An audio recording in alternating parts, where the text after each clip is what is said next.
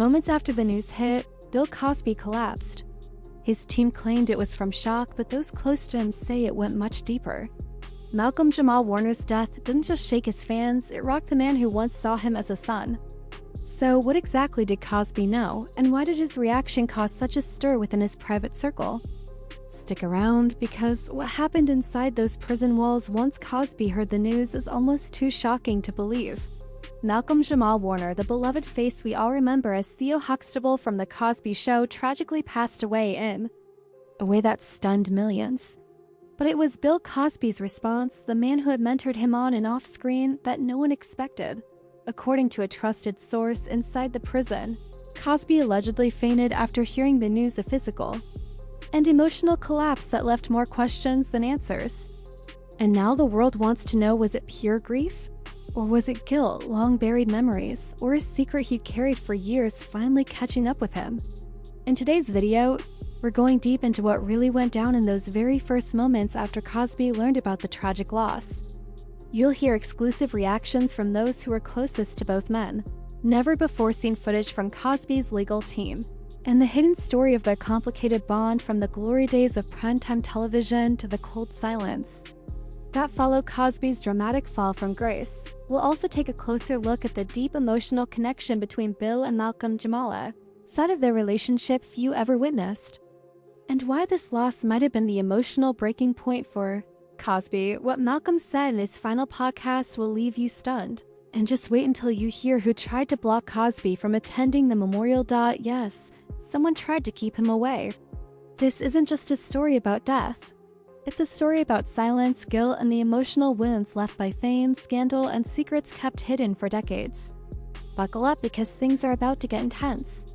When the heartbreaking news of Malcolm-Jamal Warner's unexpected death first broke, fans everywhere were in shock. But inside SCI Phoenix, the prison where Bill Cosby is currently serving his sentence, the reaction was reportedly far more intense than anyone could have imagined. According to several sources close to Cosby's circle, the 87-year-old former TV icon had been quietly reviewing legal documents in a cell when a correctional officer approached with urgent news. Cosby, who still receives selected press articles and media highlights because of his fame, allegedly stared into space for several moments, trying to process the words. Malcolm-Jamal Warner found dead. An inmate reportedly told the Daily Insider he just froze like he'd seen a ghost. Then Cosby whispered, "No, no. Not Theo." He clutched at his chest and collapsed back onto the bench. That's when prison guards rushed in. Within minutes, Cosby was moved to the infirmary under medical supervision. Early reports labeled it a stress-induced fainting spell. But inside sources say what happened in those closed-off halls was far more emotional than anyone realized. What made Cosby's reaction so raw and intense? For years, even as Cosby faced a storm of legal troubles, Malcolm-Jamal never once publicly condemned him. In fact, he kept unusually quiet. And according to insiders, it was that silence that haunted Cosby far more than any public backlash from celebrities. Because when someone you love stays silent, it can often be louder than any words. Some prison staff reported that Cosby appeared visibly shaken, repeating the same heartbreaking phrase over and over: "He was my son. He was my son." Even more tragic is that, just weeks earlier, Cosby had reportedly confided in another inmate that he missed the old days with Malcolm. There were whispers that Cosby had even drafted a deeply personal letter to Warner, a letter that never got mailed, and now it never will. Behind those prison bars, Cosby might seem composed or emotionless on the outside, but those who witnessed him that day say this moment broke him in a way no court hearing or public disgrace ever had. From the very first moment The Cosby Show hit the airwaves in 1984, the on-screen chemistry between Cosby and Malcolm-Jamal Warner was magnetic. They played the iconic father-son duo Dr. Cliff Huxtable and Theo.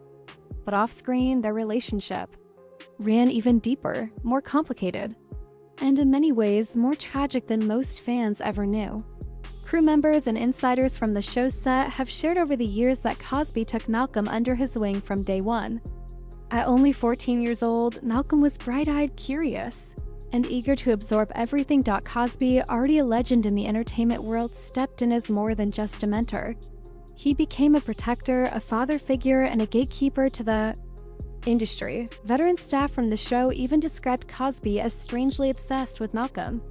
He'd rewrite scripts to give Theo more time on screen, coach him constantly between scenes, and drill him with reminders: stay clean, stay focused. Don't fall into the traps of Hollywood. To many, Malcolm wasn't just a co-star, he was the star in Cosby's eyes. But then came the shift.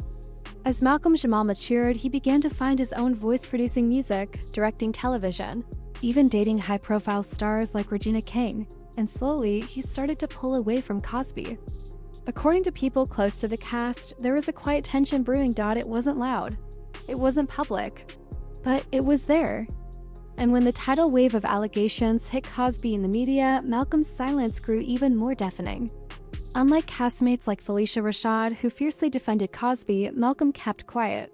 He didn't support him, but he also didn't openly criticize him. In interviews, when asked about Cosby, he dodged with phrases like, "It's complicated," or "I'll leave it at that." And to those close to Cosby, that silence cut the deepest. One longtime friend of Cosby's reportedly told Black Star Report, "Billy used to say, I taught him everything, why won't he just pick up the phone?"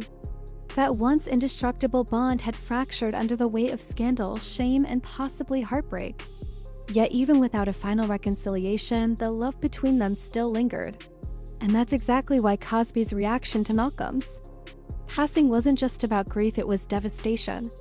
Because to Cosby, Theo was never just a character on a show. He was a son he never truly had the chance to say goodbye to.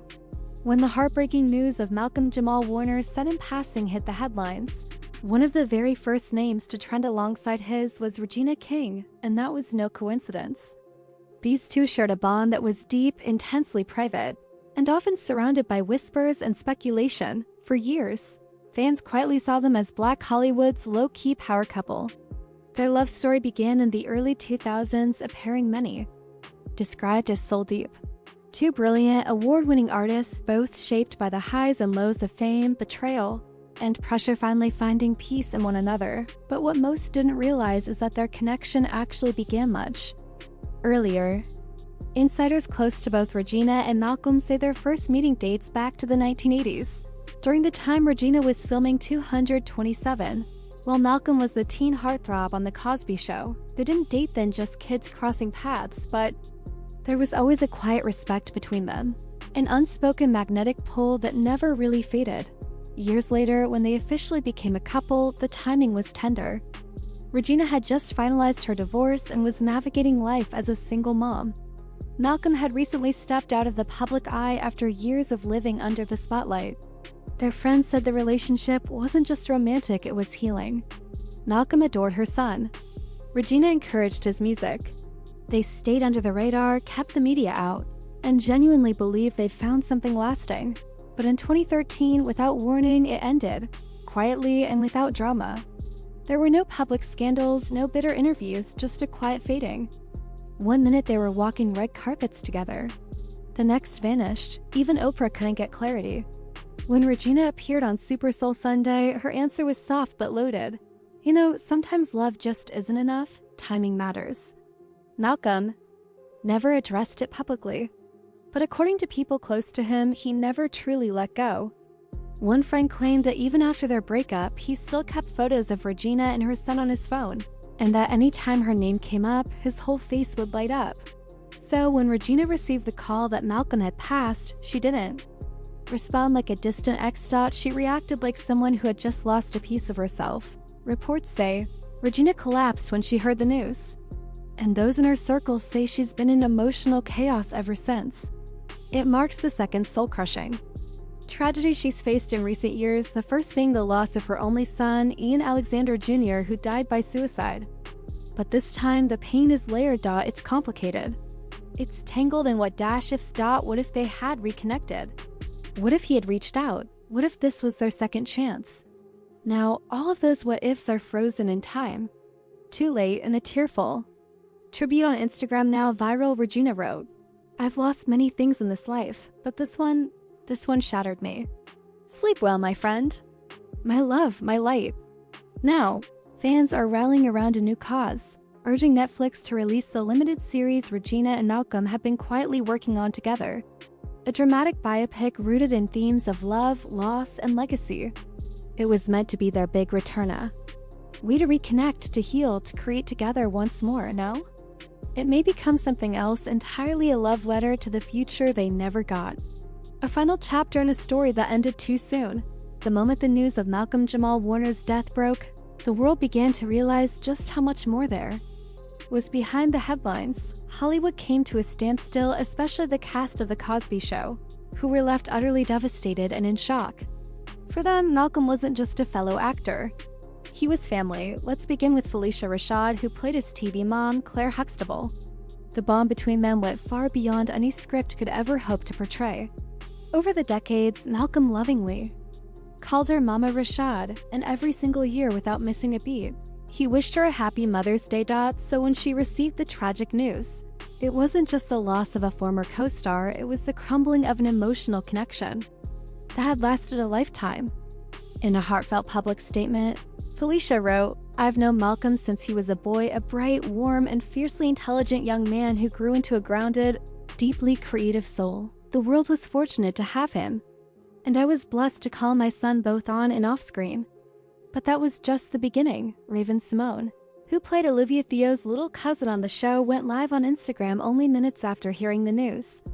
Visibly shaken, with tears running down her face, she softly said, "He was one of the real ones. He looked out for me when I was just a kid.